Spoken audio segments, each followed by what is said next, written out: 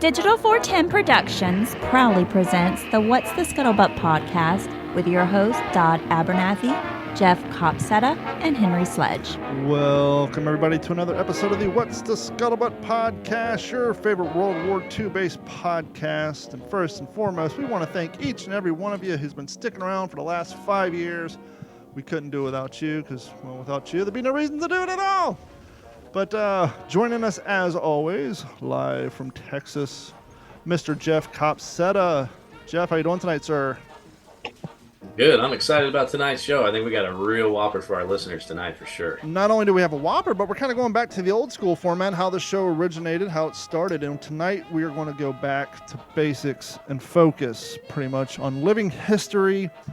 And as Jeff and I were talking before the show, the nice thing about having living historians on, particularly living historians who specialize in a particular impression and or persona, is they can bring the history on that particular topic and or persona. And so tonight we have Mr. Robert Tidwell joining us, and he is a man of multiple impressions and a man of multiple knowledge. And first and foremost, Mr. Tidwell, thank you for coming on the show. How are you doing tonight? I can do my Elvis impression if you like, or I do a really great Clark Gable, but no, I'm fine. Thank you. I'm delighted to be here. I think Jeff would love to hear both of those impressions. He's obviously got the Clark Gable mustache, but he is a huge Elvis aficionado. Almost. Well, my wife thinks he looks like Errol Flynn, so he's in very, very good company. Well, there you go. So let's just go back a little bit and just start a baseline starting. How did you get into the history of World War II, the hobby of living history or reenacting as most people know it as? When did the bug bite you, and how long have you been spending your family's finances on silly collectibles and uniforms like the rest of us do? Yeah, every time I hit that, that buy button on eBay, I feel guilty, but no, I have to blame my parents, which is, psychologically convenient. My parents were Pearl Harbor survivors. My dad was 30 years in the Navy. He joined in 35, retired in 1965. My parents were sent to Pearl Harbor in 1939 and were there for the attack. Wow. And we grew up with those stories. Great deal of pride. I have two older brothers and a younger sister. What I found out later was sort of interesting is when I was 10, my dad retired, or family retired to Coronado, Coronado is kind of like the San Antonio of San Diego, in the sense that San Antonio apparently has the largest collection of retired Army and Air Force generals in the world. Coronado has the largest collection of retired Navy admirals in the world. It's a great little town. It's adjacent to the Naval Air Station, North Island. What I found out many, many years later, although I knew a couple of my classmates in school had fathers who were at Pearl Harbor, I found out later there were 8 or 10 classmates who all had fathers who were at Pearl Harbor, and I had no idea. And had I known any of this, I certainly would have made an effort to II to track them down and talk to them if they would talk about it. So we grew up with those stories about World War II. My father, like a lot of veterans, didn't talk much about the details. No, not at all. And that was my mother who filled in the blanks. But she has some wonderful stories about living in Honolulu before the attack. And then I was always interested in theater. So I was, unconsciously try to find some way to combine the two. And my first real interest in this was when I was in high school. It was December 8th, 1971. And it was the 30th anniversary of the attack on Pearl Harbor. And I convinced the school administrators to play FDR's war address to Congress as if it was a bulletin coming in from President Nixon. And they went along with that, and they did that. And nobody understood why. But I always wanted to play FDR. I thought FDR was just such a great character because he's got a lot of charm and a lot of humor, which, with a lot of historical figures, you don't have that unless you're portraying Winston Churchill. So he was my main focus. And then as I got a little older, I learned more about MacArthur. Now, what's interesting about MacArthur, my dad being a Navy guy, wasn't terribly impressed with MacArthur, as most Navy guys are not. My mother thought he was absolutely wonderful. And she once told me that he's kind of like a Telemundo star. He's very, he's very emotional, and he's very, expressive with his emotions. And she thought she thought this was absolutely great. So, I got two different stories about MacArthur, from whichever parent it was. But I think my first time I portrayed MacArthur was kind of interesting. It was a high school assembly, and someone had come up with the idea. It was for the homecoming, and the football team was coming back, and the commissioner of PEP, who was in charge of these things, said, "We're going to have a theme. It's going to be called the No Substitute for Victory. That's going to be the theme of this this particular pep rally." I said, "Well, that's great. I'll come as MacArthur because he's the one who said that." So I came out and I took one of my dad's commander's caps and I got a plain cover for it. And I think I stitched on some gold braid around the band and just kind of put this thing together. And I had a trench coat on and came out corncob pipe. That was my first. I think I was 17 years old. Oh, and I gone over to Naval Air Station North Island to the uniform shop. And they still had the 5-star insignia that you could buy for Fleet Admiral. Fleet Admiral and General of the Army is the same thing. They're identical. And they were sterling silver and they were $18.95, which means I don't know how I had that much money because adjusted for inflation from 1973 or 72, whenever this was, it's like $100. Or a tank of gas, whatever came first.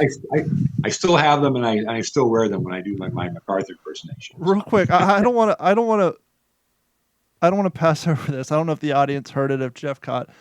His school had a commissioner of PEP. We had a commissioner of PEP. I am assuming the commissioner of PEP organized the PEP rallies? The PEP rallies, the PEP band, and any school assemblies that had to do with school spirit. Now, when one runs for the commissioner of PEP, is that as rugged and rough as running for the student council president? Or is that... No. Step up from AV? Let's just say it's not as well respected as other commissioners on the board. Well, but it's considered to be important. But it was usually a member of the PEP band. And the PEP band, I don't know why. The PEP band would break into Mighty Oregon, which was our school song, whenever there was a touchdown and so forth. It was very, very dramatic. But I remember there's one guy who played the flute in the PEP band. It's like you never heard him because he was completely drowned out. But he just plugged away though. But commissioner of PEP. That and the fact that you got away with having a corncob pipe in your high school. Yeah, well, it was a Navy school, and this kind of course, I was always, I was 6'4", so I was pretty hard to miss. So, although I came, which no one appreciated, was that when I came out wearing my trench coat and my sunglasses and pipe and cap. I actually had my pants were wet from the knees down, and I had a couple of strands of seaweed draped around my ankles, and no one got that. No one even noticed it. So, well, see, that's the foreshadowing of your future of being a living historian and getting it right all the way down to the every detail. Yeah, the stitch Nazis. Yes. Well, the other thing you said too, which Jeff and I pointed out in the past, but we don't bring up too much, is the kind of acting side of living historians. You need to be three things to be a living historian. Well, I guess 4, but researcher, first and foremost. Second is a wardrobe department. Third, depending on how deep you want to get and how you want to present yourself at an event, an actor. And, and a convincing actor. And you have to have a bit of a salesman. I tell people to be a living historian is kind of like the guy who works the booth at the trade shows.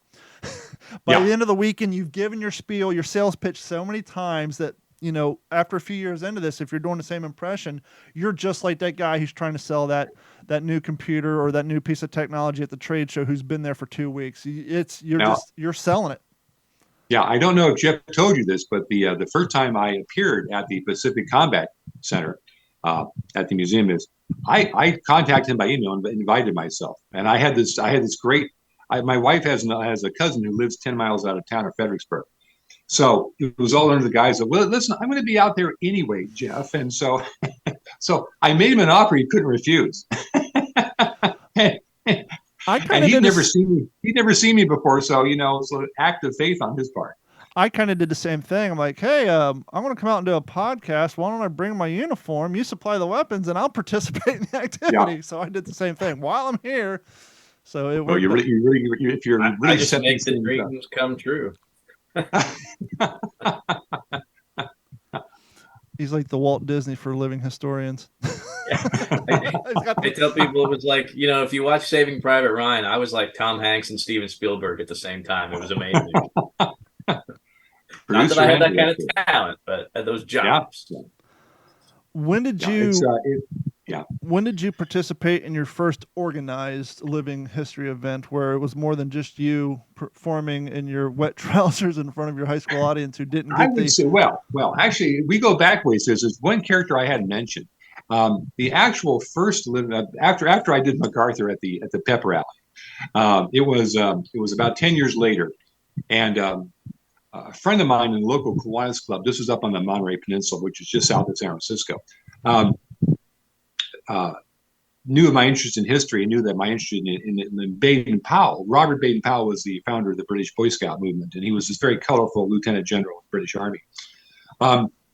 He asked me, he said, would you, you've read about Baden-Powell? I said, yeah, he's really a fascinating character, So he's a cross-dresser, amongst other things. He used to, back, this is not unusual for the British Army. Back in the days when they were out in the jungle somewhere, somebody had to play the women part. So apparently Baden-Powell was very good at that. So anyway, so he asked me to come to speak to the Boy Scout troop on Baden-Powell. And this living history group had just come through the Monterey area. And they had, Abigail Adams with them and Benjamin Franklin and John Adams. And they were a group from Los Angeles. I think they were called the American Living History Theater. I don't think they're around any longer. This must be around 1980, 1981. So it's a few years ago.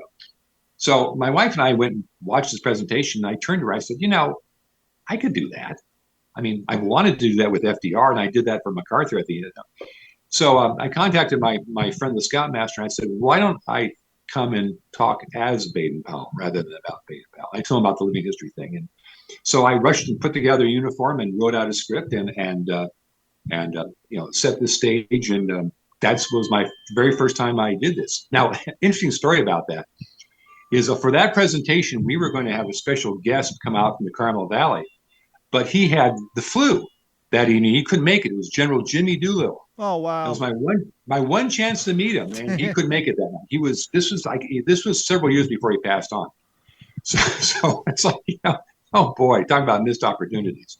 Real quick. So that was probably the first legitimate living history, where I actually wrote it out, did the costuming parts and did those kind of things. And then I went on to that summer. I went on to portray that for a group of Scoutmasters who come from out of state, and then every Friday night I went down into Big Sur to the Boy Scout summer camp, and we did like a fireside presentation where I would walk out of the gloom and do this Baden-Powell thing. I did that for like 6 weeks. And so I probably got absorbed by like 3,000 scouts over the period of this one summer. So that was it. So. Real quick question. Is that why we're called the Boy Scouts of America? Because it didn't start here? Yes. I just assumed like every self-centered American that we created and it started here. But now that it makes sense. Well, we had earlier versions. We had what was called the Woodcraft Rangers. Oh, okay. And there was another organization whose name I can't think of right now, is basically built on Indian lore. And these two groups kind of did the same thing the Scouts did, but the Scouts were better organized. And the American businessman was over in London in 1910, and he got lost in the fog. And the Scout came upon him and said, "Can I help you, sir?" He said, "Well, I'm looking for this address." He goes, "I know where I'll take you there." So he escorted them there, and then the businessman said, "Well, who are you and why are you dressed like this?" And he explained the situation. He said, "If you like, you can come around to, I believe the headquarters is called Guild House, if I remember correctly." And gave him a card. And so this businessman showed up the next day, learned all about scouting, got every bit of information, took it back to the United States, contacted his friends. And within about 6 months, there was a scouting movement in the United States. There was a guy named Thomas, I can't remember now, Seton, I think, Seton, who basically was with the Woodcraft Rangers. And he went to the other side. He thought the scouting thing was just fantastic. So they folded all that in and created this. And of course, I think the American Boy Scouts are probably, just because out of population size, have probably expanded to more than any other country. But it's just really fascinating. In fact, my wife got a scholarship at USC several years later, and she had a World War I history class, and she was asked to write. The students were asked to pick one aspect of the Great War, the First World War, that was unusual, and she talked about what the Boy Scouts had done, for scrap drives and so forth. And she got a very nice comment back that professor had never seen a paper on this, and how thrilled he was because it's an aspect he really hadn't considered. So see, my wife actually listens to me. It works both ways. At what point did the Boy Scouts establish a defined uniform? The reason I ask that is I'm on Wikipedia right now, and I'm looking at, interestingly enough, I grew up in Columbus, Ohio after I left Kentucky. I'm actually looking at a Boy Scout troop in 1918 from Columbus, Ohio. Oh, and boy, yeah. They have the campaign hats, which were called BPs or Baden-Powells in honor of him. Not only that, but their jackets look straight out of World War One. It looks like they all got their father's World War One tunics. Yeah. They've had a lot of uniform changes. When I was in the Scouts in the mid 1960s, we had this kind of it was sort of a sage color, long trousers or short trousers, and then either the short sleeve shirt or the long sleeve shirt. And but the knee socks and the shorts were always a very, very big part of that. Interestingly, the uniform that Baden-Powell wore was, and I modified a Marine Corps uniform. It was a Marine Corps style tunic, and the Marine Corps tunic is very similar to the British Army tunic. No epaulets. He had one of those high Hoover collars, and then of course the shorts and the knee socks and so forth. And it was basically what the British call khaki, which is basically olive drab. Yeah, it's like a more flattering shade of olive drab, not the suntan, which we think of. But I know the Boy Scouts now have basically gone with which is essentially like a park ranger uniform. It's the dark green shorts and the khaki shirt. I was in Cub Scouts in the mid '80s. My brother was in Boy Scouts, and by then it was, for all intents and purposes, just a blue or khaki Dickies shirt with some patches on it. I mean, that's pretty much it. You don't have the Dickies logo on it, but it's that normal mechanic style work shirt cut with just pant and shorts. Minimum of stitching. Wonder when the bandana handkerchief came into play. That was very early on. There are pictures of Baden-Powell wearing that in World War I. And he wore I researched this because back in 2018, the pastor of their church, his son became an Eagle Scout. And so I happened to mention in passing to the pastor's wife, I said, I did a Baden-Powell thing like 35 years ago. So she said, I've got to have you. So I put together this uniform very, very, very quickly and got a little fake mustache and showed up with this. But it went very, very well, because as I walked through the congregation, we did this in the sanctuary of our church. And I knew enough about merit badges where I would stop and look at the Scouts and say, well, things haven't changed much since I passed away. And what's this badge here? This is this, and what's this badge over? I don't recognize this one here. So it was very, very, very fun. And it was that uniform was very similar to what they were. Because one of my comments was, well, the uniforms haven't changed much because there's a picture of Baden-Powell. He's wearing dark green shorts and a khaki short sleeve shirt. He's got the blue neckerchief on. So there's some significance to the color. I'm not sure what it was. So after you did your years at the Boy Scout camps and getting that impression, which is great history, I mean, especially for them. When did your first participation in an organized World War II event come along? That would have been in 2012, and that was at Fort MacArthur here in Los Angeles. It's the Los Angeles Harbor. It's called San Pedro. It's a neighborhood of the city of Los Angeles. And that's an event that it's kind of funny, actually. I first went to the event in the year 2000. I took one of my sons with me. And there was a guy there doing MacArthur. I was about 45 at the time. I'm 69 now. So it was a few years ago. And this guy who was doing MacArthur was probably 70. I thought he was ancient, which is almost how old I am now. And but I was very, very impressed. It's an old coastal artillery fort, of which there aren't that many left. A lot of them have been restored. Fort MacArthur, incidentally, is not named for Douglas MacArthur. It's named for Arthur MacArthur, his father. When they created those forts around 1912, those forts were named for Medal of Honor winners. So and he had been in command of what they call the California Department around 1905, 1906. And he was very much a booster for developing Los Angeles and developing a harbor. So that's why the fort was named for him. So that was the first event I went to in the year 2000. And they've been doing this for about 10 years. And this was like the biggest event, living history event west of the Mississippi. Very, very impressively done. So I talked to this gentleman. His name was Dennis Leslie. He's since passed away. So I went home and put together my costume, my uniform. Your impression. Here we go. Yeah, the cap. Yeah. And I kept in contact with a few people, and that's the one impression I wanted to do. And he retired in 2012. So I waited 12 years. I'm very patient. But, meanwhile, of course, I've been reading up on MacArthur and so forth. So when he retired, I just moved right in. I contacted, they had a group of Philippine scouts there, and I contacted them, and they didn't know what to make of me. Again, this is where I invited myself, and they kind of thought, who is this guy? There's a real, when you contact people, Jeff can tell you about this, there's a really fine line between, is this guy a crackpot or is he legitimate? Sure. So it's a little hard finding that line sometimes. But they invited me to come along, and they had done a fantastic. They actually had put together a frontline baton unit for the scouts, and they had the artifacts, typewriters, telephones, paperwork, maps, charts. They just did a first-class display, and they were very, very nice. And I went there that first year, and then they invited me back the following year, and I. By 2014, I would do the opening speech when we started the proceedings, because of telling the history of Arthur MacArthur and why the fort was named after him, which was kind of nice. The speech got a little longer every year. Someone sent me a copy, and I realized it was 9 minutes long. I thought, oh my God, that's horrible. So following year, I cut it down to 5 minutes. So that was too long. But it turned out very, very well about how he got his Medal of Honor. And a lot of people don't know this story unless you're a big fan of MacArthur. But we had that was a marvelous event.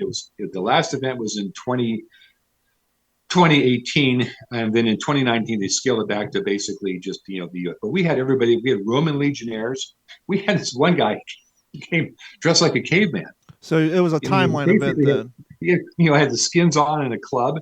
And he showed up by 1 year before he came. And I knew this guy because he does all different types of impressions. He said, they weren't going to let me in. I said, well, I tell you what, I'll make an announcement. So when I opened up the proceeding, they said, welcome to Fort MacArthur, named in honor of Lieutenant General Arthur MacArthur.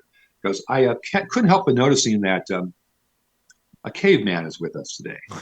I said, so there's a few titters of laughter. And I went on to say something to the effect that what he lacks in verbal skills, he more than makes up in the comfort of his uniform. And so, anyway, well, he got a big kid.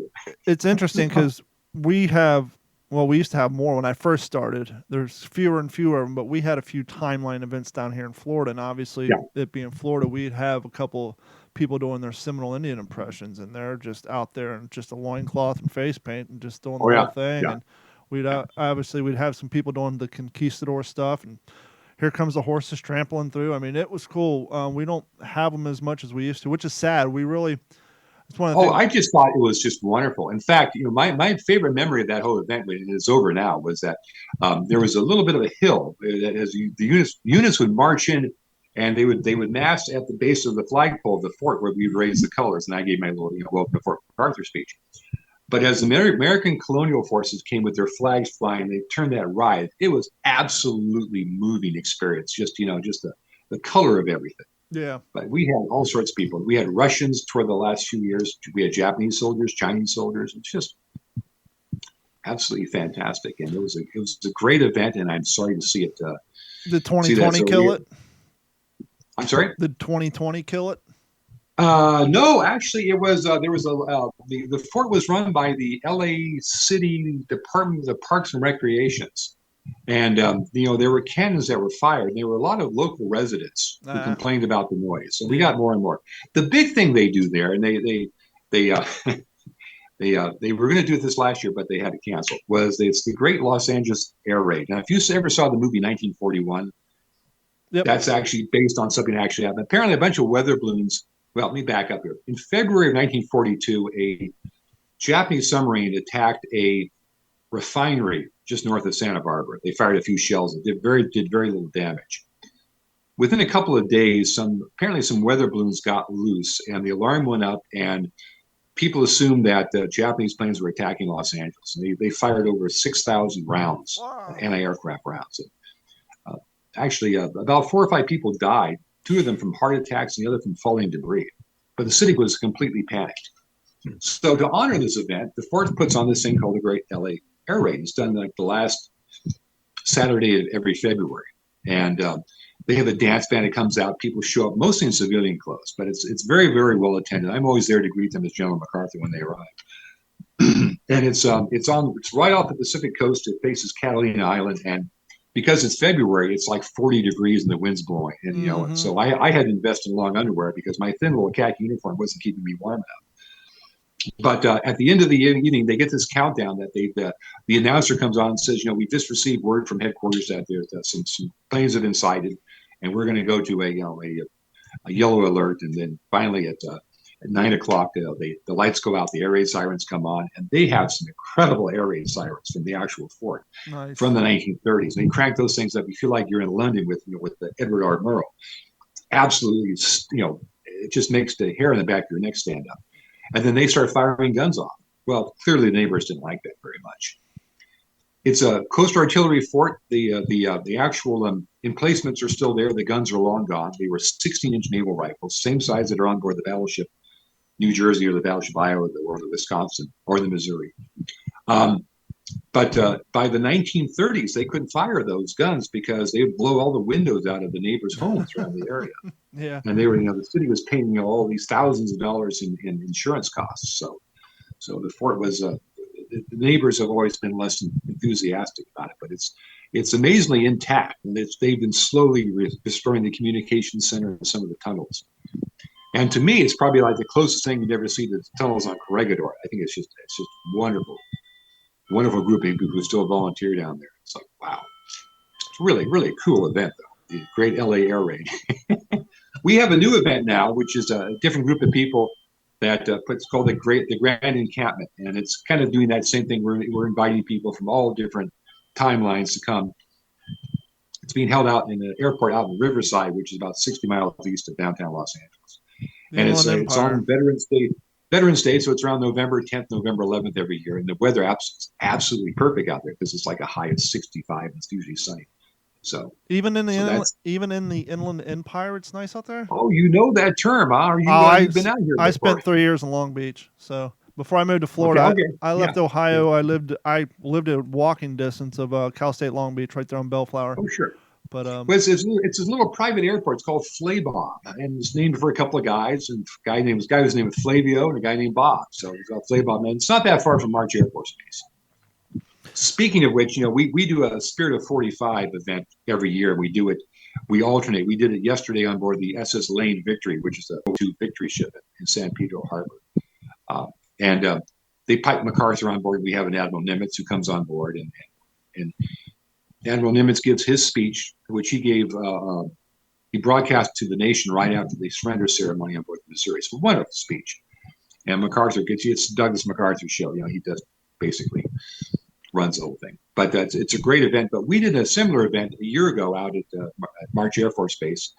The hangar was air conditioned. It was 100 degrees outside. August in Riverside. Yeah. So. We have a Liberty ship in Tampa. It's called the SS American Victory, and it goes out in Tampa Bay. And much like the city of LA, you can't exactly go firing off big old 50 millimeter. No. In fact, our ship, our Victory ship is inoperable right now. They're having boiler problems, and they have 2 problems. They don't have enough money to repair it, and they don't have the people to repair it. It's one of those kind of things where it's boiler tubes. Ours just got out of dry dock. But what I was going to say is how they got around potential damage from the large percussion from the cannons is they would literally just fire off 3 or 4 12-gauge blanks at the same time through the barrel. And it gives it a little bit of boom, but not enough to rattle windows and set off car alarms. And we would float around shooting up Tampa Bay, and then we would head back, and they'd have a handful of us. We do the same thing. I have done a couple of those cruises. We go out to Catalina Island, and then we would be attacked by 3 probably T6 trainers painted like Messerschmitts. Nice. And then 3 three T6 painted like Mustangs would chase them off, and we would fire back at them with our deck guns, which were probably just shotgun shell type of thing. It's all very funny because the captain comes on board the loudspeaker and says, "We think we found a German spy on board who may have radioed our position." So a few minutes later, they bring this guy out. He's dressed up in this Luftwaffe colonel's uniform, and they've got him in irons, and they parade him around the deck. And so, not a very incognito spy, but yeah, full uniform. Well, he doesn't want to be executed for espionage. As someone who spent 12 years studying MacArthur before you actually got to do your impression live. Well, actually, yeah, but I had been a fan of MacArthur since I was about 18. So really, I've been studying MacArthur for 50 years now. I always knew who he was. When I was working in the library in my senior year in high school, I came across, of all things, a picture book. It's just it was published right after he passed away in 1964, and I remember when he died. I was about 10 years old, and my mother was very upset. But your father, not so much. Father's like, oh yeah, okay. I remember years later, parents were up visiting, and I was wearing a pair of these pleated khaki pants, and my father says, "Oh, you got some of those pleated pants like Dugout Doug used to wear." And I said, "Yeah." Dugout used to wear those things to hide his paunch. You know why he wore those pleats, huh? all these little digs. Well, but no. So I had been studying MacArthur since I was. But this is in the early '70s, and I was lucky enough to meet people who actually who had either seen him in person, or well, for example, in 1980, when I was living up in Northern California, I wrote an article for our local newspaper. It was a Sunday feature on the anniversary of his 100th birthday, and the following morning, I walked into the stationery store where I was working part-time. And the store manager, who was a local city councilman, knew my interest in MacArthur, says, "I want you to meet somebody, Bob. Come on over here." He says, "This is General Edwin Wright."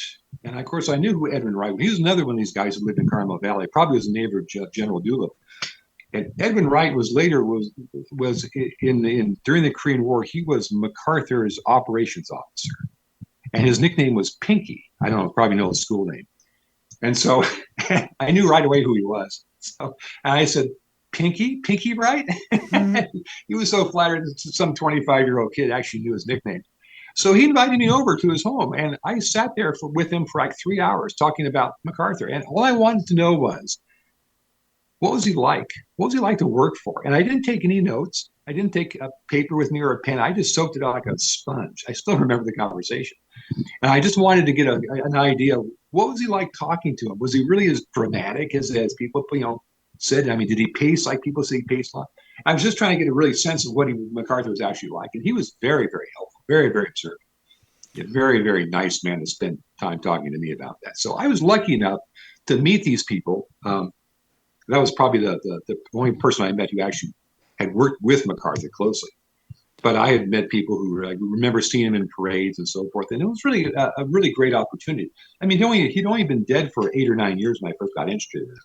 So I was very fortunate that way.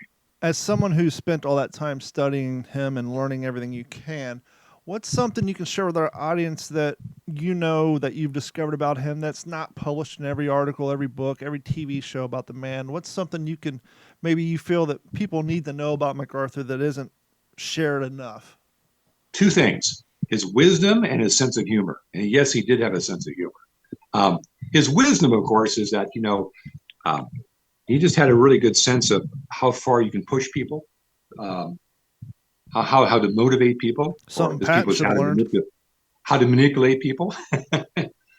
But there's a story. One of my favorite stories about him was as they were moving north in 1944 to move up to Hollandia and leave Australia behind. They can move the headquarters, in preparation of actually moving on to the Philippines. A group of the staff officers had put together a large consignment of various alcohol, whiskey, gin, vodka, and they'd had this all packed up to take with them. But MacArthur, who was very much a control person, he wants to know everything that's coming up to Hollandia, and he wants to sign off on it. So the staff officers, no one's got the courage to go and ask MacArthur to okay all this, and so they choose MacArthur's personal physician And he's given the task of making the question, asking the question, can we move these spirits up to our headquarters with us? So he asked General MacArthur, and MacArthur says, what are the enlisted men drinking? And someone said, beer. He said, okay, well, the enlisted men are drinking beer. I think it's good enough for the officers. So send beer, leave the other stuff behind. So that's a great story. My other favorite story about him was during the Japanese surrender ceremony on board the Missouri. I mean, probably one of the most somber events you can picture. Extremely well photographed in color. There are some marvelous stories about that. And one of them was that when MacArthur was in Manila before the war, you may recall that famous cover in Life magazine, which is his profile, and it says Commander Far East. The date is December 8th, 1941. It was published the week before, as was the custom, but it had that Monday morning date on it. And Claire Booth Luce, the famous playwright and congresswoman, had gone out to interview him the summer before. It was in July of 1941 when he had been recalled to duty. That's why he's wearing that uniform. That's his, new uniform. So she sent along a photographer named Carl Meidens. And Carl Meidens was one of the great life photographers of the Pacific War. Iwo Jima, Okinawa, and Pulitzer Prize. And he got to know MacArthur pretty well. He and his wife were both interned in a civilian concentration camp for a year, Santa Tomas in Manila. But he eventually worked out where they got a release, and they went over and they were stationed in Germany. His wife was a correspondent for Life magazine. So he got reassigned back to the Pacific when the Japanese surrendered because he wanted to be on hand for the surrender ceremony. So during the signing of the documents, the representative from Canada, who apparently was suffering from a migraine, signed on the wrong line. Oh, yeah. And there was this pause there. It's a famous story. There's a pause there. So Meiden grabs his camera, he runs across the quarterdeck and takes his picture of the document. And these two big Marines come over and they pick him up by either arm. They start to carry him up. And as they walk past MacArthur's looking at him, sort of stone-faced, and he gives him this big wink, like right in the middle of the ceremony. So there's stories like that. And there are other numerous ones that, that it's like when you see MacArthur depicted in film, movies and so forth. Two things occur to me. One thing, he's always humorless, and he can be kind of witty. He can make these wry comments about things. That's never shown. He's always very serious and somber. Plus, the fact is, why do they always get guys who look like Irish truck drivers to play MacArthur? You notice that? These big burly guys with big square jaws, and if you look at pictures of MacArthur, he looks almost Mediterranean. His mother was, I don't know. Yeah, he's got this almost Italian. Yeah, you can imagine him wearing a toga, 2,000 years ago. He's got that. He's got this real sensitive look in his eyes, and he's not the kind of guy you think of as being a general. When I think of a general, I think of Patton. Mm-hmm. I mean, that's who most Americans think of as not MacArthur. MacArthur would get that kind of steely look, like I'm trying really hard to look tough, but you see him in unguarded moments. He gets really upset looking about stuff. I think he's really high strung.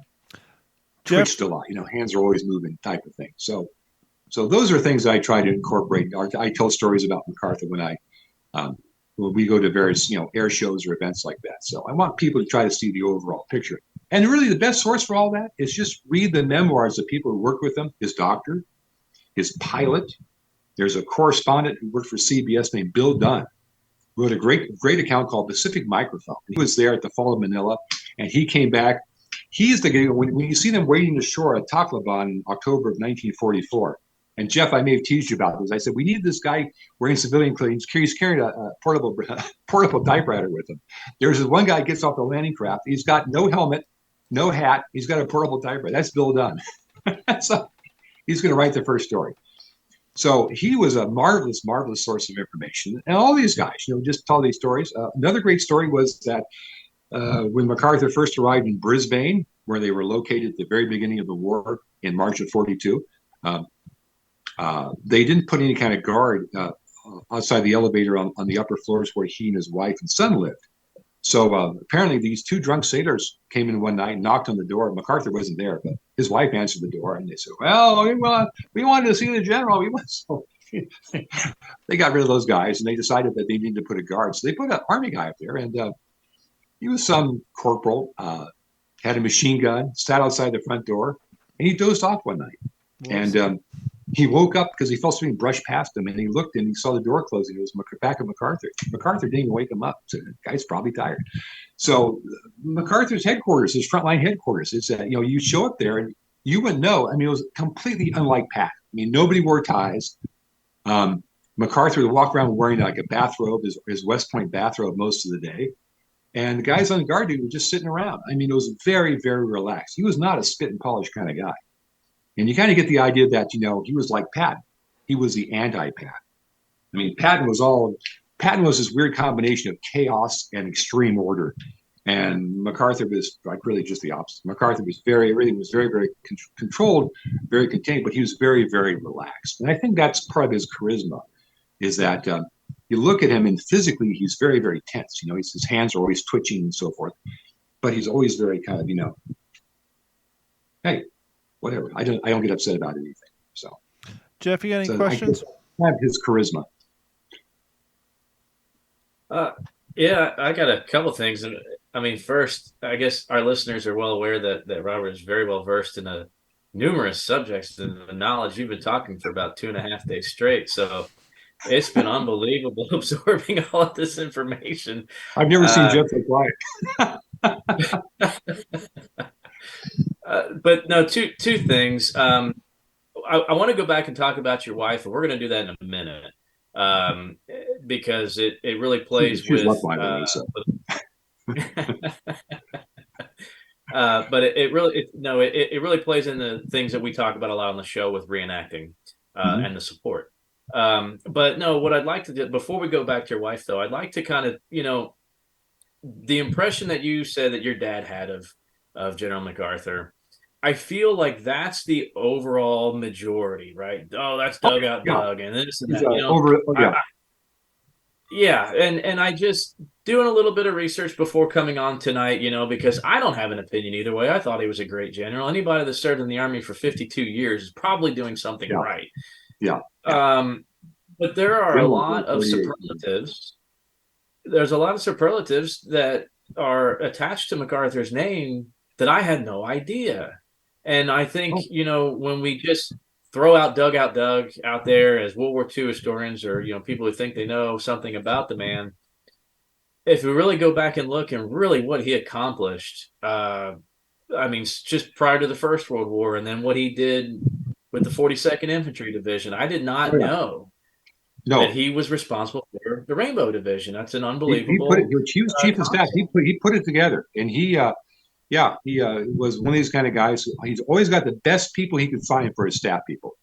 And he wasn't chief of staff at the time. I didn't think that's what really. He became the division commander. Yeah, he was the division commander very, very briefly, just right after the war, just for a few days. In fact, he was put in for major general because that's the rank for a division. And when the unit was first formed in 1917, the summer of 1917, he was made chief of staff. He was a Corps of Engineer guy. The top 10% of the West Point grads would automatically go in the Corps of Engineers because they're the smartest. And he was an engineer for the first 15 years after he graduated. He went to the general staff in 1912 and stayed on there and worked with Leonard Wood and people like this. Leonard Wood's a very interesting, huge influence on MacArthur. He and MacArthur's father were his two big mentors. Neither of them West Point graduates, and really guys who were kind of outside the mainstream, as MacArthur was.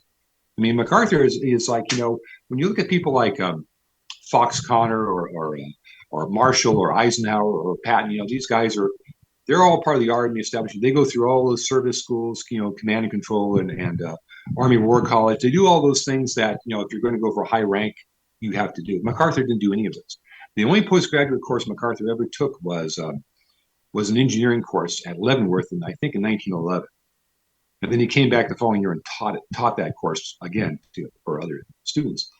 But he never went to any of the postgraduate schools. He didn't do those things you're supposed to do for high rank because he didn't need to. I mean, he already knew this stuff.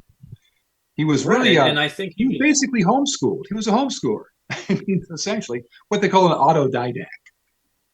He created his own staff arrangements, and And it goes back to what I said earlier about he was a very wise person, great deal of wisdom. I mean, he basically knew what he needed to do. And when I went back to get my master's degree, what I wrote for my senior thesis was his reforms at West Point when he was superintendent there in 1919, 1922. And this is where you really see it, because he's figuring, like most guys, there's another war coming in 20 years. It's going to be with Japan and probably Germany. We need to be ready for it. We're going to be occupiers. So what do we need to do? We need to change the curriculum here because we're still studying the Civil War. So immediately they start studying the Great War. That's the first thing they do. And he wants to expand the history and English department are one department at West Point. He wants them separated, and he wants a course put in with applied psychology. He didn't get that. That wouldn't happen until after World War II. He says, 99.5% of all the men who served in World War I were civilian draftees. 0.5% were West Point graduates or regular Army. And that was his whole plan for the Rainbow Division, going back to see, because at the time, when they talked about, let's send the regular Army over there, which is 170,000 men in 1917. And MacArthur says, no, we can't squander those people. Those are people they're the intellectual embodiment of the Army. They're the ones who are trained. We need to get those people to train civilians. But we have to understand that we can't treat civilians like they're soldiers. We've got to treat them with a certain amount of dignity and respect. So that was his big takeaway. And so when he became superintendent at West Point, and he's wanted to put in these educational reforms, he was not particularly successful in any of it. He was pretty much stonewalled the entire way. He was able to make some changes, but not all of them. Plus, they kicked him out a year early because Pershing didn't like what he was doing there. But regardless, he understood that future wars, it was going to be civilian army. He, as his father and also Leonard Wood, had a very high opinion of civilian soldiers. He said, but you've got to treat them like a civilian. He has a great quote. He says, you can lead them, but you can't bully them. And he once said to his chief of staff at West Point, he said, I wonder how many of our guys are shot in the backs by civilians who just didn't like these SOBs. Yeah. It's like, wow. So yeah, it goes back to his whole concept of what is wisdom, and you have to he's very pragmatic. He's not an ideologue. He's not liberal. He's not conservative. He's just somebody that says what works. It doesn't matter. It's like if you're going to talk about, say, universal health care in the United States, for example, whatever your opinion of that is. If a person can say, if we can prove to the American public and to Congress that we'll actually save money by insuring everybody, then why not do it? Because it makes more sense. If your concern is it costs too much, if we can show we can save money doing this, let's do it. See, that would have been, if MacArthur had been president in the 1950s, that would have been his approach. Because he didn't care about, the ideology behind something. It's like, if it works or if it doesn't work. I mean, in the broad sense. I mean, clearly, it's like his reforms in Japan after World War II. But that's a whole different topic. Now, as you can see behind Jeff, I'm going to impress Jeff real quick. Watch this. As you can see behind Jeff, he's got the February 13th, 1956 edition of the Life magazine featuring General MacArthur. Is that where he's leaning against the mantelpiece in his looks like his study or his living room? No, it's the one with No, he's shaking Truman's hand. It's when MacArthur had the chance to make his rebuttal at him being relieved of command. Oh yeah. I think it's because I think Truman's memoirs had just come out. I believe that's what had happened. Well, the reason I bring that up is MacArthur was apparently loved by Life magazine. He was on probably Henry Luce 7 or 8 covers, and not only was he, and Jeff didn't see this. You recognize this young chap? Oh yeah. I actually have the Lifetime magazine from August 3rd, 1942. Jeff, that is young. That's MacArthur's son. That is young Arthur MacArthur, which I know now is named after his grandfather, because when I first saw it, I was like, why would MacArthur name his son Arthur MacArthur? But now we know it's named after his father.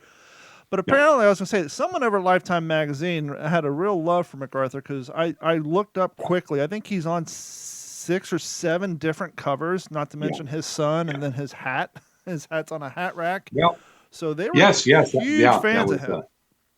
I'll tell you a funny story about that hat on the hat rack too someday, when we have more time, because that's not his actual hat.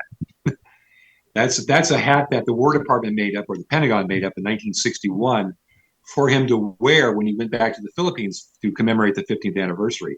And they did that because his actual hat was so badly deteriorated, it was falling apart. I was at the museum, the MacArthur Museum Memorial, back in 2018. I have a passing acquaintance with the archivist there. We've emailed back and forth. So I was back for a parade in Washington, the Memorial Day parade. It's MacArthur. And Norfolk is only about 3 hours away. In fact, I lived there as a kid when I was 5 or 6. My dad was stationed there. So we went down there, and then we met with the archivist friend of mine and the curator. And they actually have one of MacArthur's khaki uniforms there. So they actually pulled it out. It's in this like file drawer, like you see for Brilliance. They pulled it out. And it was just absolutely amazing. And I was realizing how many of the details I'd gotten right just by looking at photographs. But to see it actually was quite interesting. But he brought out the cap that's hanging on the coat rack on the cover of Life magazine. It's beautifully done, but you can tell because the visor is has a much shorter visor, which was the current Army style by the 1950s and 60s. And apparently, the story is that the Pentagon had somebody make that cap up for him, and he wouldn't wear it. He wore his original cap, which had a much bigger visor on his cap. Yeah, it seemed like the crown was a lot taller too on the original. Yeah, interesting about the cap is that, and a lot of people don't realize this, is that his cap was basically just the 1902 dress officer's cap, which is still being worn today. It's in blue, not navy blue, it's Army blue. It's actually not black; it's actually a blue color. But it's got the oak leaves that go around the band and the badge and so forth. And that cap was authorized for general officers in 1902, still being worn today.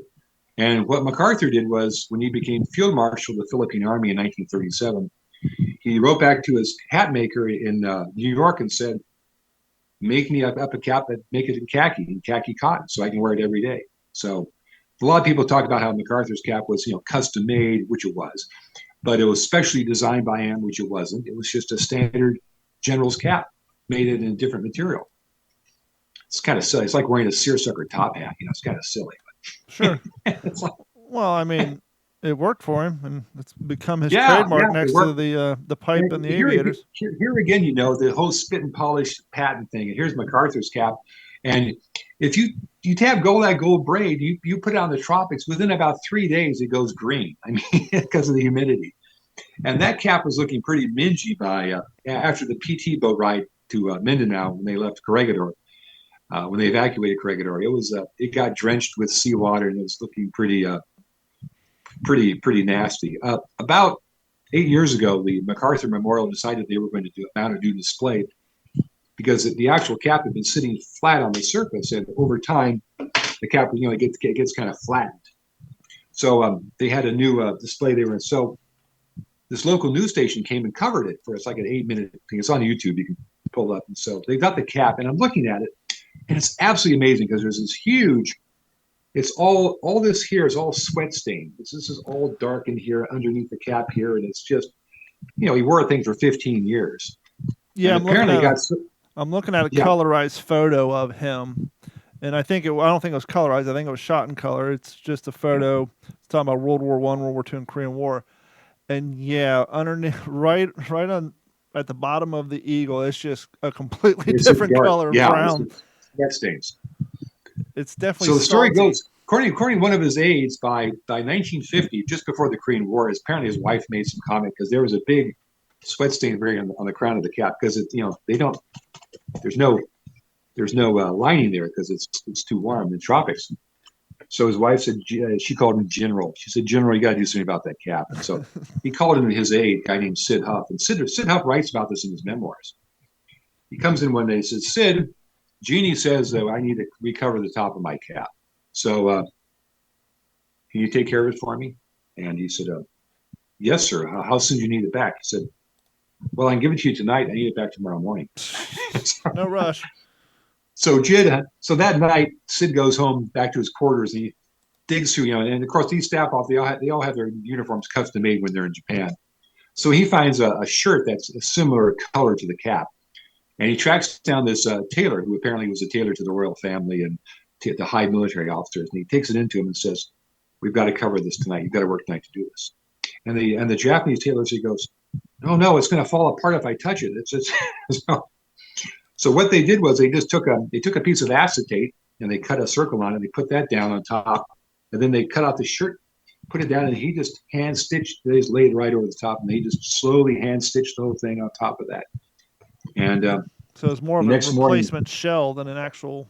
Yeah, it was actually just a replacement of that. So when you see the cap at the Memorial in Norfolk, the top looks pretty good, but the rest of it looks pretty bad. So, and it's kind of when it happened because there's a newsreel of him leaving his headquarters. It's January of 1950, so this is 6 months before the Korean War.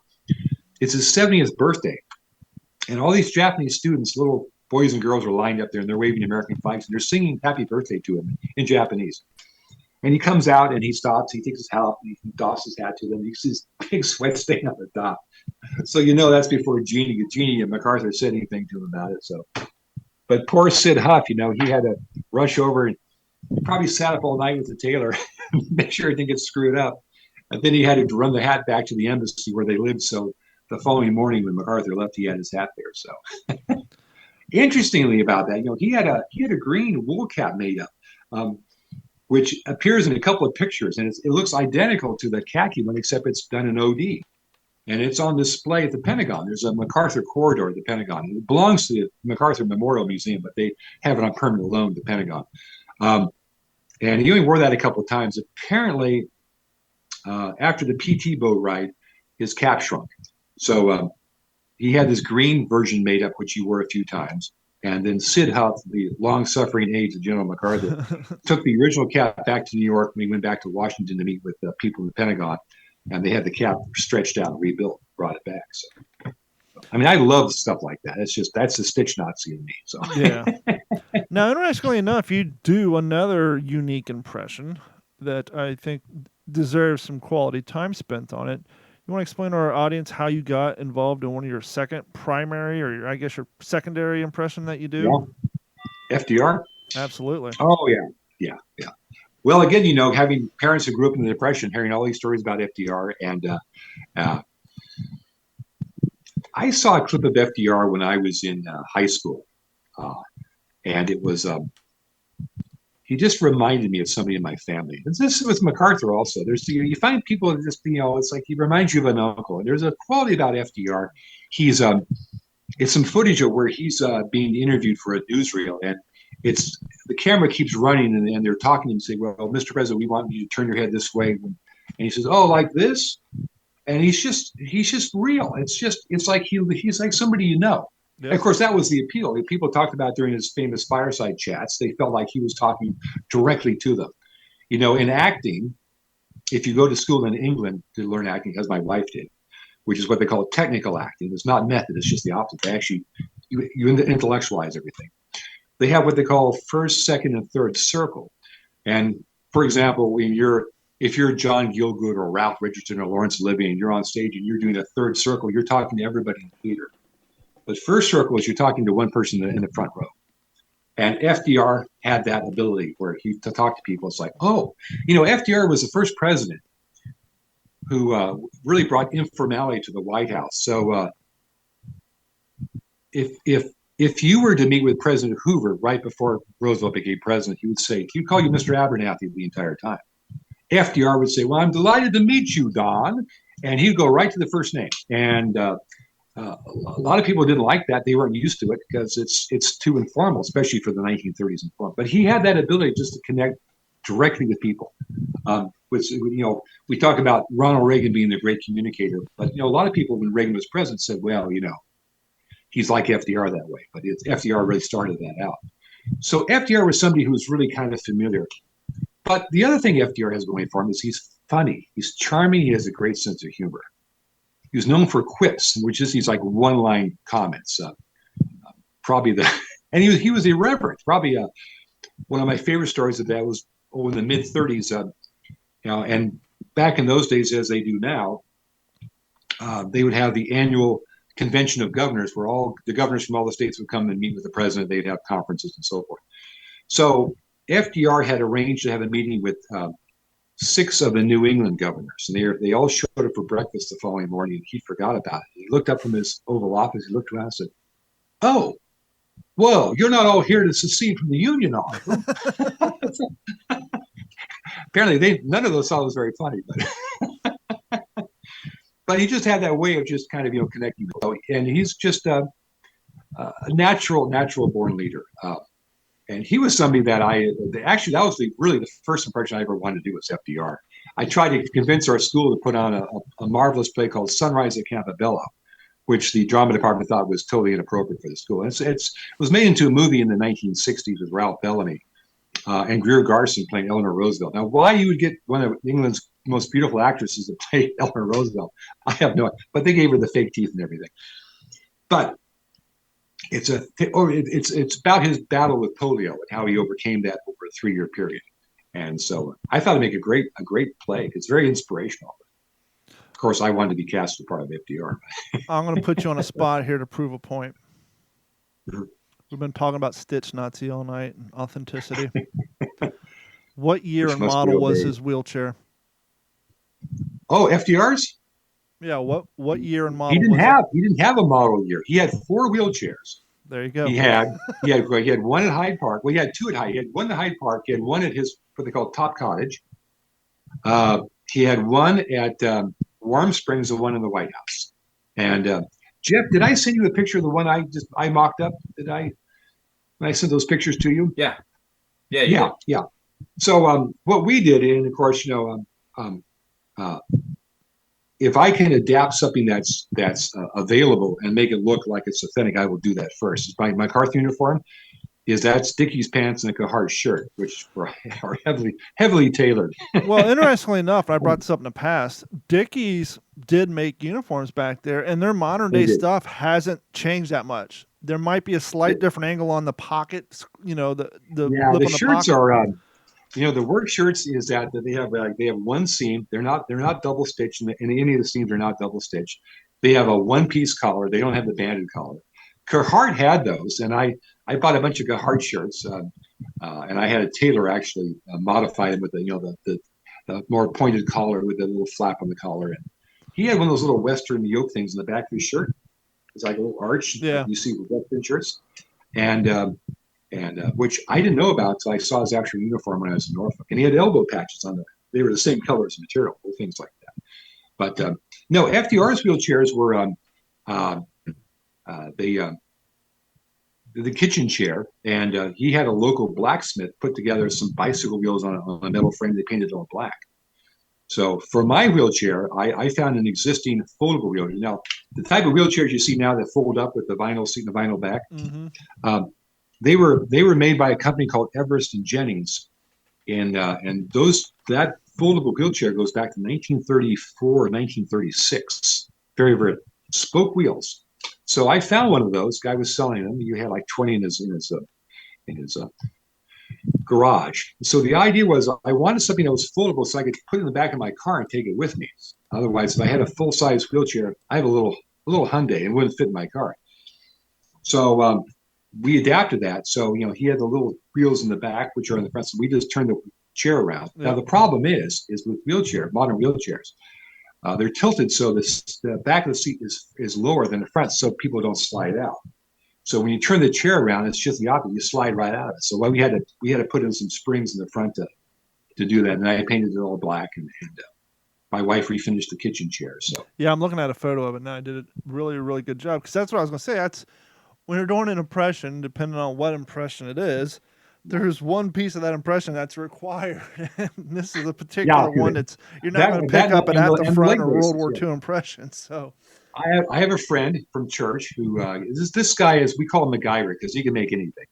He's the kind of guy you want in your life over the cruise ship sinks. I mean, he can do anything. The kind of guy who takes a belt buckle and uses the buckle to make a fishing hook, those kind of guys. So I approached him about 5 years ago. I said, I need some FDR leg braces. And so he got on. He went right to the FDR library website, and not only did he find pictures of what the leg braces look like, but he found a purchase order copy from 1926 from FDR's physician to a place that actually makes these, and they were aluminum, which surprised me. I didn't know they were using aluminum. So he calls me up and said, now this is a guy who's about 10 years older than I am. He says, Robert, do you think we should use slotted screws heads or Phillips? I'm not sure because they had both of them in 1926. So that's a good question. And then it's like, I think we went slotted because that's kind of like, a lot of that you have to kind of go by feel too. It's like, well, what looks more old fashioned? It might have technically been accurate, but it's like when you do an impression, you go to Google Image and you pull up the first 10 pictures and you go, okay, that's what people expect to see, type of thing. And so, you want to educate people, but not to the extent where, it's not organic. So, I guess the question were those screws reset into nut search or were they using square head nuts? And then, what the comfort level is on that. I didn't want to go there with him. Yeah. So, you figure that out. So no, I've had to glue a few of them pop. I carry extra screws with me. Now, the actual braces that he wore actually went up to below his armpits. Wow. It's like an exoskeleton that he wore under his clothes. That's what kept him upright. So ours just go up to I wish I sent a picture of those. But ours go up just below the knee, and they have a leather strap there. We put them in there. So when you're sitting there, now what's interesting is that he didn't wear the leg braces when he was in the wheelchair because he didn't need them. The wheelchair was designed, or those 4 wheelchairs, to get him from his desk to he'd go over to a sofa or to a chair. The wheels were actually a little bit lower than the seat, so he could slide right off and put himself onto another chair, like an armchair or something like that. So and of course, nobody ever saw him. No member of the public ever saw him in a wheelchair. And but the braces were there so he could appear to walk. And of course, he could not walk. And there's a marvelous account written by a polio patient named Gallagher, who wrote this about 40 years ago. It's called "The Splendid Deception," about how FDR basically did this. And so he'd have these braces on, and he'd lock them in place, and he would hold on to somebody, like his son or a large aide. And he'd have a cane in the other hand, and by moving his torso back and forth, he could appear to walk. He's just sliding one leg forward and then the other leg. There's no walking at all, but the braces give the impression that he could actually walk. So you hear some people say, "Well, he hid the fact that he had polio, didn't he?" I said, "Well, no. Everybody knew he had polio. He got polio in 1921. He just run for vice president and lost." And his polio was covered by all the major newspapers of the day. I mean, he was big news. He was a former vice presidential candidate. Had just lost the election like 8 months before. But most people who got polio fully recovered. Majority of people who got polio would fully recover. Some would have some difficulty. Some would have partial lameness. Some could have permanent paralysis. Some would die. But the amount of people who had what FDR suffered was very rare. I know people who were a little older than I am who had, my mother-in-law had polio in 1950, 4 years before the vaccine got, and she has weakened back muscles. Fellow I used to work with at church, our church custodian, he talks like that because it affected his vocal cords. That's where it affected him. It could affect any part of your body. But with FDR, it was classic paralysis. And when he first contracted polio, he had trouble actually lifting his arms. That passed, but it basically settled him where he could not move his legs. So people thought that he hid polio, but everybody knew he had polio. They just did not know to what extent. Sure. People assumed he was somewhat lame. He was partially lame, but no, he couldn't walk at all. Now, you brought up Eleanor Roosevelt earlier. Yes. Was she like the first real first lady? We know she gave her weekly speeches. Can you think of a first lady prior to Eleanor Roosevelt who had an impact on the citizens of the United States like Eleanor did? Or was she like the real first lady? Not directly, no. The first ladies that come to mind are Edith Wilson, who was Woodrow Wilson's second wife. And she's been called the first female president because he was incapacitated by a stroke. And I think that's been overblown. I think she was a gatekeeper, and she conspired with Wilson's doctor, Dr. Cary Grayson. And they decided what they would bring to the president's attention. Now, it's interesting because you have an incapacitated president, like what happens? Well, our Constitution is an amazing document because a lot of the Constitution doesn't tell you what to do. It's very the Constitution of the United States is very vague. To tell you what you can't do. There's a big question now about if former President Trump, if he's convicted as a felon, can he not run? No, he can still run for president. He can pardon himself. There are all sorts of things he can do because of the whole electoral college. I mean, it's very, very vague.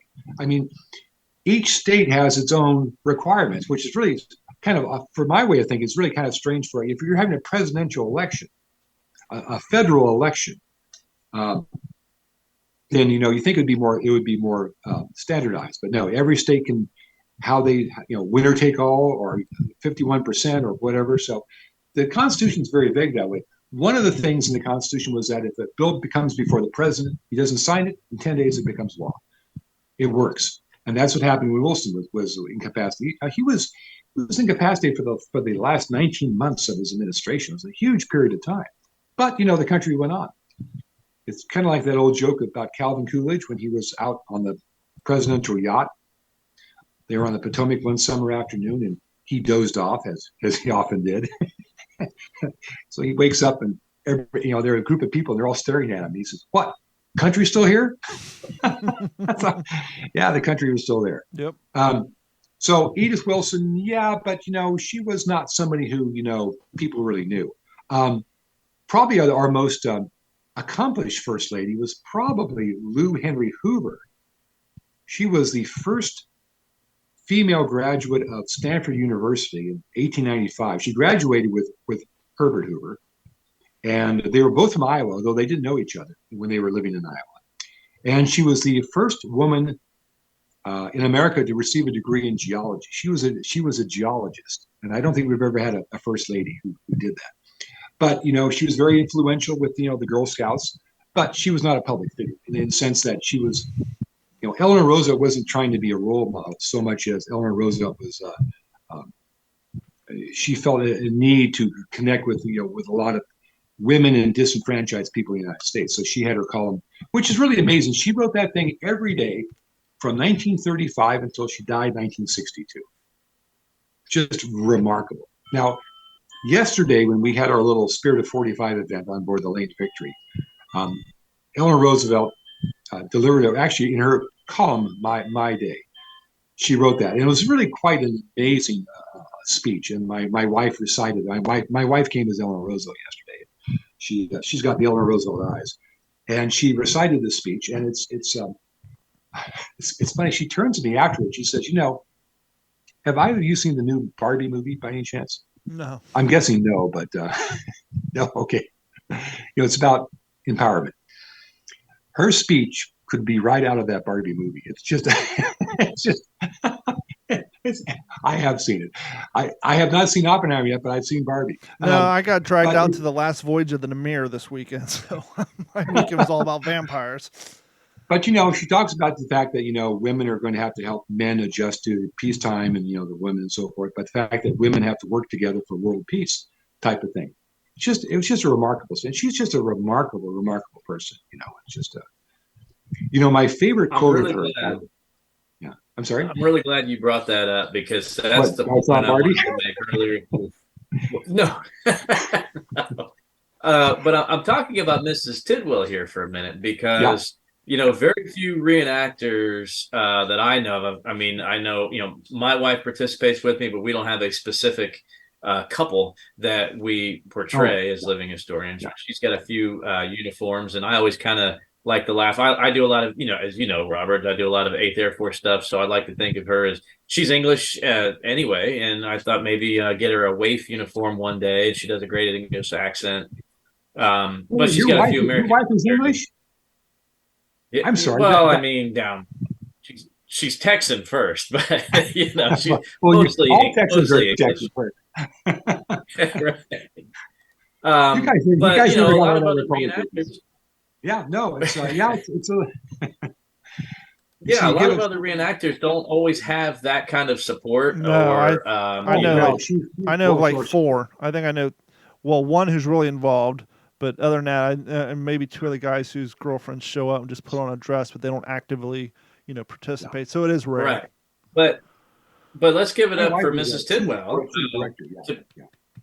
Yeah, to portray Eleanor Roosevelt and the things that she does, the pictures you sent that we're going to share with our listeners, this week on social I media. wish I had footage. She's absolutely wonderful, and she's got the voice down, and she's a gifted actress to begin with. She's actually trained as a director. She actually went to one of the major drama schools in London back in the mid '70s. It's called Webber Douglas. It's not well known. It's not like the Royal Academy, but people like Angela Lansbury went there, Stuart Granger, Donald Pleasant, Julian Fellows, the guy who wrote Downton Abbey. I hate that guy because he's really trite, but but he does know how to entertain. He's a Webber Douglas graduate, so she went there. But her real gift is directing. So when I do my MacArthur stuff or my FDR stuff, I'll run it past her and I say, "What do you think?" And she says, "Well, you need to punch this part up. You need to emphasize this part over here. So you need somebody to get a sound off." So she's very helpful that way. But there's no advice I can give her to do Eleanor. She just nails it. She just has that ability. And it's acting is interesting because it's not just about sincerity. It's technical. You've got to project. You've got to enunciate. There are, it's like it's like being a gifted artist. It's like if you can't decide which colors to use or how to hold a paintbrush, you can't. You can have the most imagination in the world, but to be an effective actor, you really have to get the technical aspects down. The clarity of voice, sincerity. It's a lot of different things. And of course, she was training the British method, which is called technique. So. Our friend Tony over at WLVN 1940s Radio commented on our YouTube channel, "Interesting thing I've read about FDR, he was more scared of fire than assassination. He would often leave his door unlocked in case of a fire and would practice rolling out of bed and crawling across the floor to get to the door." There are two reasons for that. He had a cousin who actually died of burns. Something happened. I think the paraffin. This was when he was a child. This was, I think, when he was around 7 or 8 years old. It was the 1880s, and I'm not sure if he was in the same household at the time, but the cousin had a paraffin lamp and it exploded, and again it just set her whole front of her dress on fire. And then, of course, when he developed polio, he was helpless. I mean, he couldn't walk, so he had two things going there. So yeah, he was absolutely. In fact, there's a very famous quote about that. The first night that they're in the White House, March 4th, 1933, he's saying goodnight to Eleanor, and he's already been lifted into bed and so forth. He said, "All my life I've been afraid of fire, but tonight I'm afraid that I won't be able to do this job." And she said, "No, everything is going to be fine." So, I mean, that's the only time you actually talk about that. But as far as not being able to be an effective president. But that was constant. And I don't know about you guys, but fear of fire is not big on my list of fears. I'm more afraid of burglars. But well, see, for a lot of people, I grew up in I grew up in the early '80s, and I was filled with an unreasonable fear of quicksand because it was on every TV show and every movie growing up. But I've yet to come across quicksand, so I guess I can just mark that fear off my list. Yeah. I only learned recently it's just water. You just lie back and you can float on. it. Yep. Stop struggling. If I knew that when I was 10 years old, I would have probably slept better at night. But yeah, but a fear of fire. I mean, that was a huge common fear for people in the in the 19th or 20th century type of thing. It's sure. I mean, when your light was oil lamps and candles. Oh yeah, candles. Yeah. Christmas trees with candles all over them. That's something amazing. Yeah, it's just boy, I hate to be the one whose responsibility it was to water the Christmas tree that day. Yeah. No, just someone I came across a quote just on Facebook the other day. We're talking about FDR. I'm on several different Facebook pages, and sometimes people can just write one sentence. Some woman had written, "A crippled man taught the nation how to run." But yeah, it's like the story of Seabiscuit, the horse, who had issues, and it's like we have the nation is crippled, and we elect a crippled president to get us out of it. It's amazing. I mean, you can say what you like about FDR. You can call him a communist, a socialist. This is a courageous man, and he never, with the exception of the first couple of years after he contracted polio in 1921, would take off in the summer. He'd go on a houseboat down in Florida every summer for 3 years. And they went down there just basically to mourn, I think, just to mourn the loss of his legs. But within a short period of time, he discovered Warm Springs, Georgia, and he was just always. And my favorite. We did this great thing. Speaking of first ladies, every February I'm involved at the Nixon Presidential Library in Yorba Linda. It's only about 40 miles from here, and we go out there and my wife and I perform as Franklin and Eleanor. And recently they've been adding this feature where it's the president and the first ladies. So these are not spouses, but people come out and we have George Washington, we have General Grant, we have President Lincoln, and myself. And actually, I take that back. President Lincoln's wife comes as Mary Todd Lincoln. So he's another one of those exceptions, I think. But Eleanor is interesting because we'll often stand by the front door when people come into the library. And they'll look at me like I'm chopped liver, and they go, "It's Eleanor." They go right to Eleanor, So we were doing this on the 4th of July. We had a little event at the Nixon Library, and so Eleanor had her table next to my table, and I had recreated his desk at the Oval Office because he had all these knickknacks on it. Very interesting. Kids love dial telephones because they've never seen one before. But people would come in. This family came and they talked to me for about 5 minutes. They moved down to Eleanor's table, and they're there for half an hour. It's just.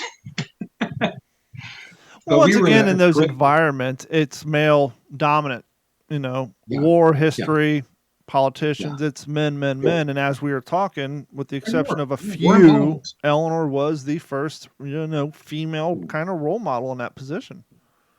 And she was always pushing the envelope. I mean, she is the definition of woke.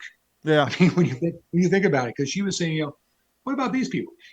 Right after Pearl Harbor, or in February of 1942, when Roosevelt signed his 9066 executive order to incarcerate the Japanese, I'll tell you a funny story about that. She wanted to move a Japanese family into the White House to show her support, and she got talked out of it very quickly. But she was always doing things like that. Marilyn Anderson, the African American contralto who wanted to sing at the Constitution Hall, the DAR, which ran said no, we were segregated, so they arranged for her to sing in the steps of the White House or the Lincoln Memorial. But I was doing an event at Fort MacArthur in 2018. It was on we had Churchill and we had Stalin. This guy doing Stalin was wonderful, and so people are coming up and asking us. It was an anniversary of the Tehran Conference in Iran, 1943. And someone came and asked me about the internment of the Japanese American citizens. And, FDR never, ever, the only thing he ever said about it was that we cannot let anything interfere with war production on the West Coast. That's the only thing he ever said. Didn't justify it. And so I quoted that and I said, and I think we have to realize that you Californians do not have a good track record with your relations with Asiatics. And that just stopped it right there. Because everybody goes, oh, yeah, that's right. Because, the 1906 decision from the San Francisco Board of Education, there were like six or 12 Japanese students who wanted to enroll in public school. And the school district said no. So they eventually built a separate classroom for them. I mean, it's just amazing. It's just. Yeah, and people look at it through the eyes of modern day, and I'm looking at my library, and I can't see the book, but I was reading a book like The Sons of the Pacific or something, but it was about the second generation Japanese American citizens who went through fight in the army. But what they're talking about, and what a lot of people don't realize, and which I didn't even realize until I read this book, is the civilian population on the islands of Hawaii. There were more first and second generation Japanese than there were Anglos and or even indigenous Hawaiians. And I'm sure they mentioned why they did not intern those people. Yeah, because they couldn't. They didn't have the room, and they didn't have the manpower to process the pineapple. And furthermore, in California, the Japanese population was rather large too. And so when you're stressing out, you're dealing with the situation, as we've experienced multiple times since then. There's people who make knee-jerk reactions. I'm not defending it, but no, absolutely. The internment thing is kind of, people are looking at it through 2023 eyes, not so much 1941, 42 eyes. People were terrorized. Yeah. And the the California Army commander guy whose name was John DeWitt, who was a classmate of MacArthur's, had really pushed on this. And J. Edgar Hoover had talked to Roosevelt about this several times, saying there's absolutely no evidence that the Japanese Americans or their parents are disloyal. Mm-hmm. I mean, we're not doing anything in Hawaii where using your logic, we should, but we're not doing anything over there because it's not realistic. So why are we doing it here? Yeah. There's no indication that it should be done. I think part of it too was I think there was a concern about war hysteria. And I think, and maybe, and this is just conjecture on my part, maybe FDR was concerned about the fact that he goes, how many troops do we want to use to protect people against vigilantism when they can be doing other things? So maybe. And I'm sure there was a lot of people in the good old boy network at that time interested in the land grab, because we know not only were they interned, but their property was stolen.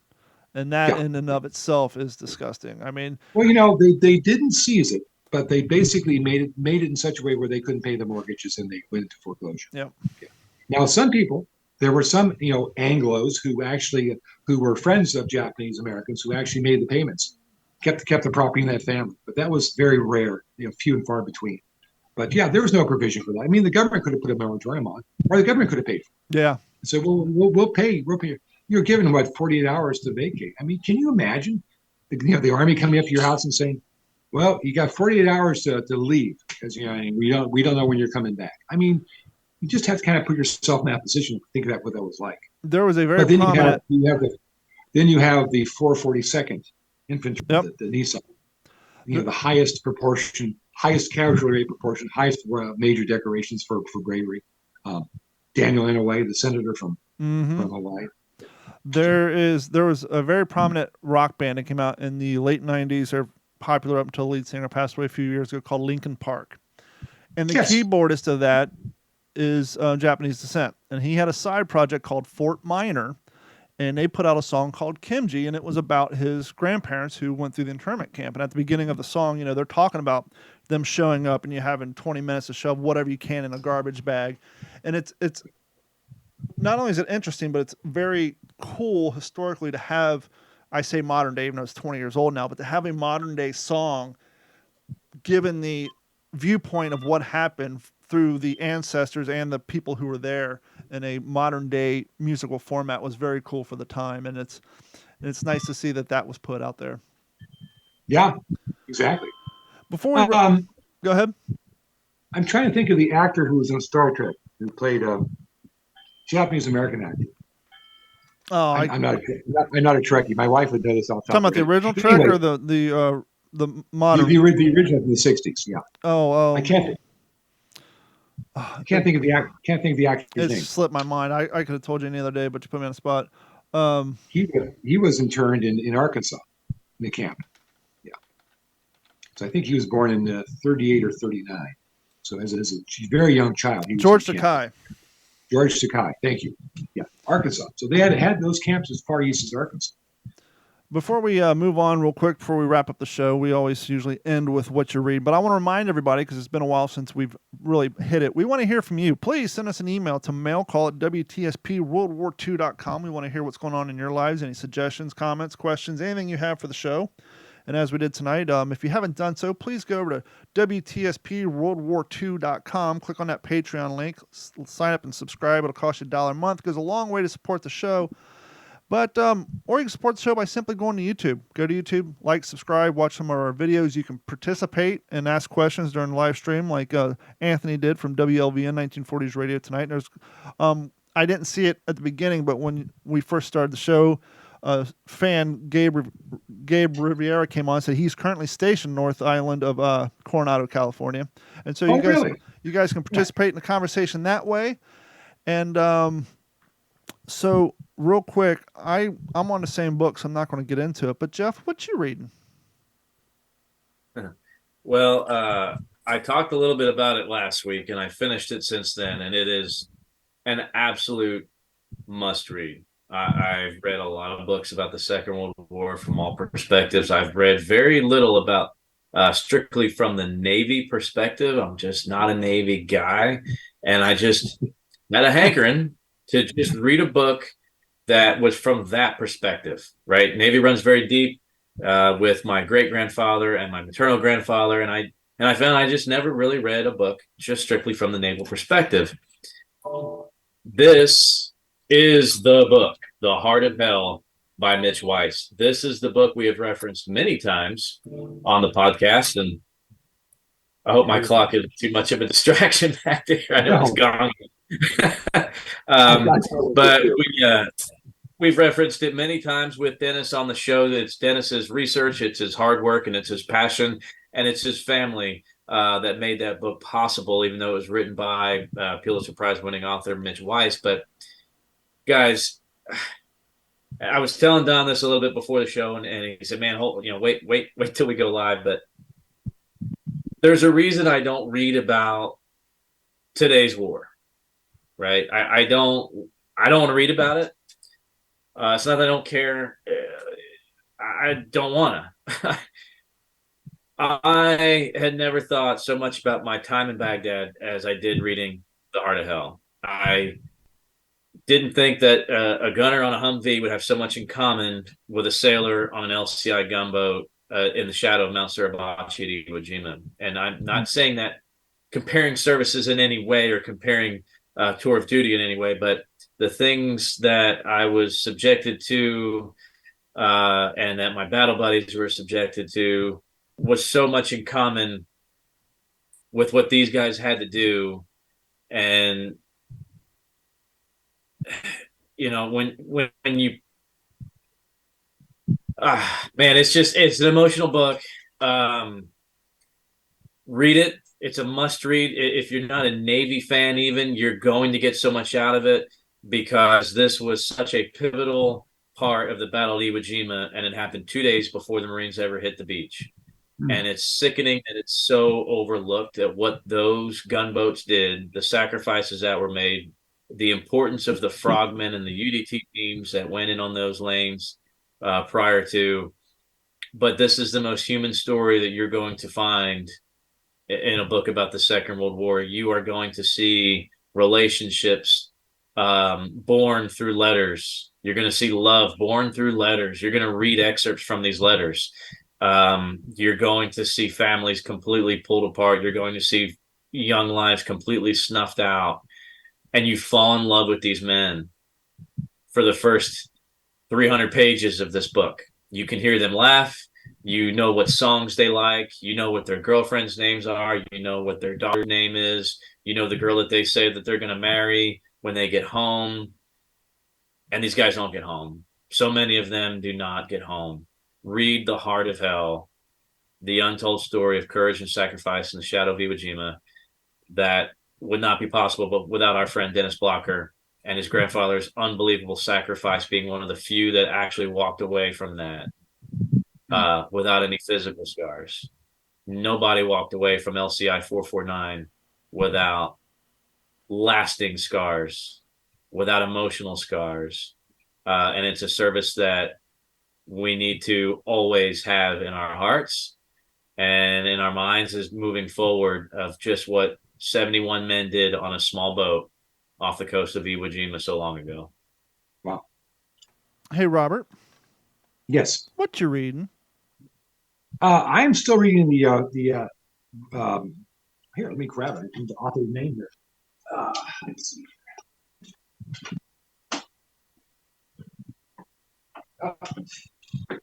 My wife moved it. Book by a guy named Gallagher, who wrote it back in 83 or 84. He's a polio victim, and he's a historian. And it's a book I referenced a little while ago. It's called FDR's Splendid Deception, about how he hid the extent of his polio. And it just gives you an incredible insight into somebody. I mean, we go through, all of us go through certain, physical ailments. I'm almost 70 now, so. But to lose to use the use of your legs, and bear in mind when FDR lost his use of his legs in 1921, the ADA, the Americans with Disability Act, was 70 years away. Mm-hmm. I mean, so nothing was going to be easy for him. Plus the fact he wanted to disguise to how So this is a man who's very, very courageous. He's just going to meet it head on, and he comes up to it, and just the generosity of him in the sense that after 5 years of dealing with polio and coming to grips with it, he comes across this broken down sanitarium in western Georgia called Warm Springs, and FDR is worth about $60 million. So he spends about $1 million and with some friends, and they actually buy this place and they rehabilitate it and they open it up free of charge to people who've had polio or spinal injuries. And they hire doctors. They start working on new therapies. There's what they call the Warm Springs crutch, which is still being used, which was developed by that hospital. And then as they realized that they just over several years they created this foundation, but it's not doing enough. They need to raise more money, particularly to find a cure for polio. He creates the March of Dimes, and he puts his name on the line. He says, "I want people to send their dimes to me in the White House." And it's a private foundation. There's no government money involved. And he's just inundated by people. The first year they raise over $2.6 million. Now, this is 1938. That's like $60 million nowadays. And it's just a lot of children sending money into it. And it takes 17 years, and he doesn't live to see it, but eventually a vaccine, 2 different vaccines are developed to eradicate polio completely. And he did this just because it was the right thing to do. He was a very decent person. It's the right thing to do. He'd been a victim, and he didn't want other people to go through that. So it's one of those little sort of measures of people's. I mean, it's something that he didn't have to do, but he did. He wanted to help others. So a certain generosity of spirit type of thing, and it's just remarkable leadership too. I mean, here's a man who he's fought the Great Depression. He's commander-in-chief during the Second World War. I mean, that's not enough. He's got to do something else. So, I mean, you can't fault those Roosevelts on a lack of energy. They're just constantly going at it. So, yeah, I'm still reading that. It's just, but he talks about the day-to-day preparations. I mean, not to be gross, but think about this. You get dressed. You've got this steel cage underneath your clothes, and you've got to go to the bathroom all of a sudden, just like that. What do you do? I mean, it's like those are the day-to-day things you need to worry about. Just to give you an example, not to gross you guys out, I had bowel surgery a few months ago, and I've had to wear a temporary ostomy bag, which I'm doing, I'd say, 8 months now. Believe me, the novelty is beginning to wear off. It comes off in about 3 weeks. So they hook me back up. Sure. But, just having to wear this thing for the last 8 months, and, I was at and it protrudes. So I had to have my uniform recut by my tailor last week to hide the bulge in the front, So and this guy's really creative. So, I mean, and that's just a minor thing. It's temporary. I get it, another 3 weeks, they hook me back up. This goes away. But it's been an inconvenience, but it's a minor. I mean, imagine not having the use of your legs for the rest of your life. But, the thing about Roosevelt was that he was convinced. And he was in denial. I mean, he really thought that if he lived long enough, they would find a cure for polio and that he could be cured. And of course, you can't cure polio once you get it. You can vaccinate for it. You can prevent it, but you can't cure it. Well, even if they found a quote-unquote cure, you can't reverse the lack of years of using your leg muscles. No, the nerves that have died because of that type of thing. But just that ability to to push on and continue and to try to help others. And it's just your respect for somebody like it's just very, very moving and of course, like a lot of people, he had his faults, he had flaws. I mean, my goodness. But it's just he was very, very human that way. But what a really decent person and what a courageous person, I think is my kind of takeaway on that. They often say we don't appreciate. This is a book I've known about for 35 years. I just got around to reading it last couple of weeks. Well, I'm going to wrap up the show with this quote, and that is, we never appreciate our health until we're sick. That's exactly right, yeah. And so for myself, Jeff Copsetta, and Mr. Robert Tidwell, thank you so much for coming on the show tonight, sir.